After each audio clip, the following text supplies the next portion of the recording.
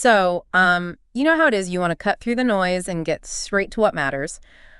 Let's dive right into, well, a fascinating puzzle in the early stages of the 2025 Formula One season. Oh, yeah? Yeah, the performance of Carlos Sainz with the Williams team. Ah, right. Williams and Sainz. Definitely something worth looking into. We've been looking at a couple of really insightful pieces from F1 blogs. Okay. One gives us Carlos' perspective, why he thinks he's struggling. And the other details the upgrades Williams is apparently bringing to Japan. Right, the upgrades. So, yeah, our goal today is basically to understand why that promising picture from preseason testing hasn't quite translated into race results for Sainz and what Williams is trying to do about it.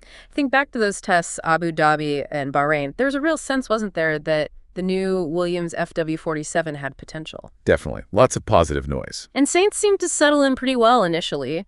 But then we hit the first couple races, Australia, China, and it's like, I don't know, a switch flipped, especially on Carlos' side of the garage. Yeah, that first article on F1 blogs really captures Sainz's frustration. He doesn't really mince his words, does he? Saying, my feeling is that there is something basic that is wrong. Wow, that's blunt. That kind of directness from an experienced driver like him, well, it speaks volumes. It does. It really does. He's consistently 2 to 3 tenths off Alexander Albon's pace, which for a driver of Sainz's caliber, that's a significant margin. Huge.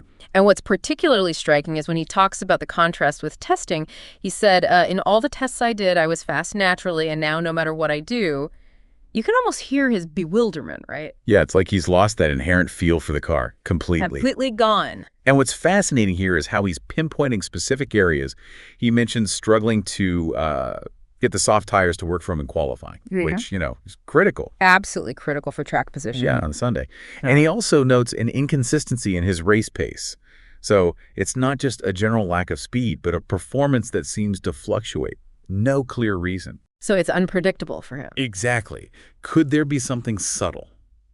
Maybe in the car's aero balance, it's, particularly sensitive to the tire compound or track conditions? It's hard to say. And he's really pinning his hopes on Japan, isn't he? Saying, we have to make some changes and see where the rhythm is in Japan. There's a real sense of urgency there. You can feel it. He even contrasts it with Bahrain, where he felt like the pace was just effortless. I wasn't even pushing and the times were dropping. That's a huge difference in driver feedback. It really highlights the complexity of these machines, doesn't it? Yeah. The fact that the car can feel so different track to track, even between testing and racing. So many variables. Yeah, shows how many variables are at play.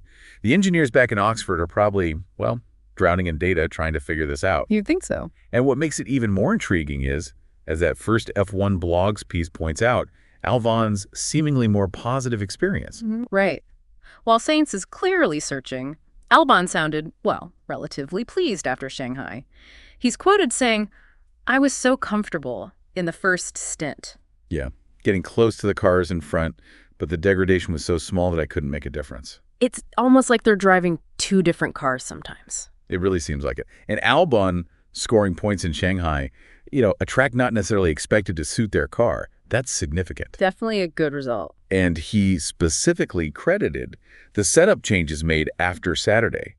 So that suggests the team is capable of finding performance in the FW47. But for whatever reason, Sainz just isn't able to consistently unlock it. Maybe this setup window, the sweet spot, is just really narrow, and Albon's just managed to find it more often. Could be. Which brings up the obvious point, though. Sainz is a proven Grand Prix winner. Loads of experience. Absolutely. Not his first rodeo. You'd expect him to be right on the pace, if not, leading the charge for Williams. That's what makes this whole thing so perplexing. It's not like he's some rookie struggling to adapt. No, definitely not. But if we zoom out and look at the bigger picture, though, and that first F1 blogs article does this too, it's important to put Sainz's issues in context. It has otherwise been a pretty positive start for Williams this season. That's true. Despite his difficulties, Albon's sitting 6th in the championship, 16 points. Pretty strong. And Sainz, even with his struggles and those post-race penalties in China, he still got a point, 14th place.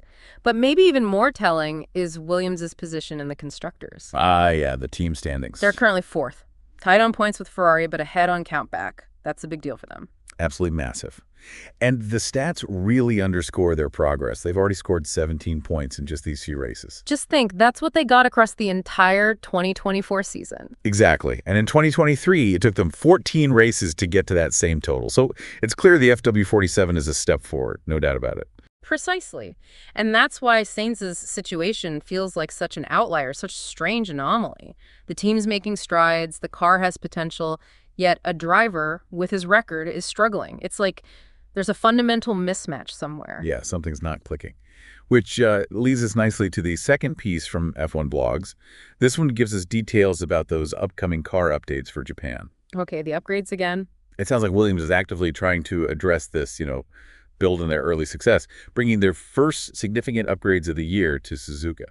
And the big news there, according to the article, is the likely debut of a completely new front wing. A whole new front wing. That's major. And what's interesting is the article emphasizes this isn't just like a specific tweak for Suzuka, which is known for high-speed corners, right? Yeah, Sector 1 especially demands a lot aerodynamically. But it's apparently a more fundamental aero upgrade, aimed at improving overall performance across the board. Well, what's fascinating about the front wing is just how crucial it is. It's not just about downforce at the front, is it? No, it sets everything else up. Exactly. It directs the airflow over the entire car. So a new design could have significant knock-on effects. The floor, the side pods, even the rear wing performance. This isn't just a minor tweak. It could be a key step in unlocking more potential from that FW47. Okay, but the article does draw a distinction, right?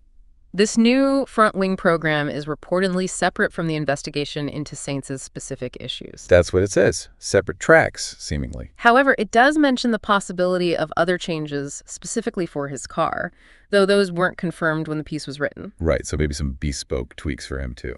It seems like they're tackling it on two fronts. Broader car performance, and also trying to sort out Sainz's individual struggles. And adding another layer, both Sainz and Albon are potentially getting a new nose for their cars. A new nose, too. Okay. Yeah. This upgrade, the article suggests, was actually in the pipeline before the season even started, aimed at improving cornering performance.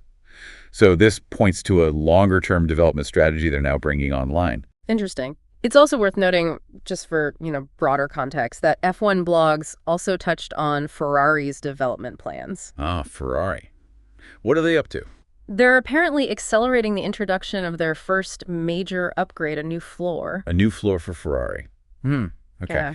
And their objectives seem pretty clear, right? Closing that gap to McLaren, especially in qualifying. Yeah, and improving race pace. Particularly when dealing with traffic, they admitted they struggled with that in Australia and China. And the new floor is expected to work with their unique double pull rod suspension system. Right, that different suspension approach they use. Yeah, it can offer potential advantages, in aero packaging and how the suspension reacts to ride height changes. It's quite technical. And the article also highlights the strategic element for Ferrari. When do you introduce this floor? They're under pressure too, aren't they, to improve their standing relative to teams like, Williams. Exactly. It really just underscores how relentless the development race is in F1, nonstop. Absolutely. The fact that both Williams and Ferrari, who are basically neck and neck in the championship right now, are bringing significant upgrades this early, it just emphasizes the intensity. Every tiny gain, every tenth of a second, can make a crucial difference in the points. Huge pressure. Okay, so let's try and bring it all together then. Carlos Sainz is clearly, baffled by his lack of pace compared to what we saw in testing. Yep, completely perplexed. Williams is actively investigating why, and at the same time, they're bringing a significant aero upgrade, that new front wing, to Japan.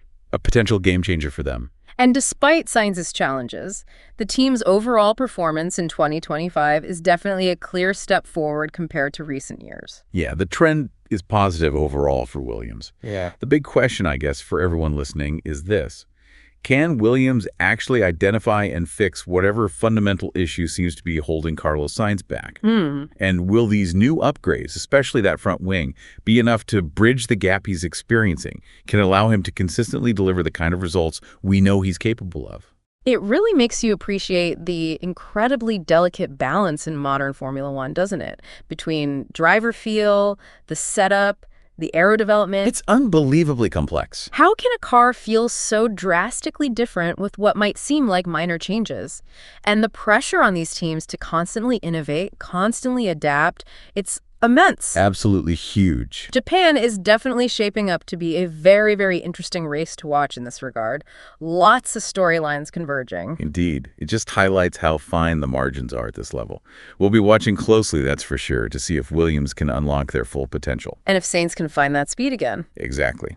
And hey, for all the latest updates and more in-depth analysis, make sure you're following F1 blogs.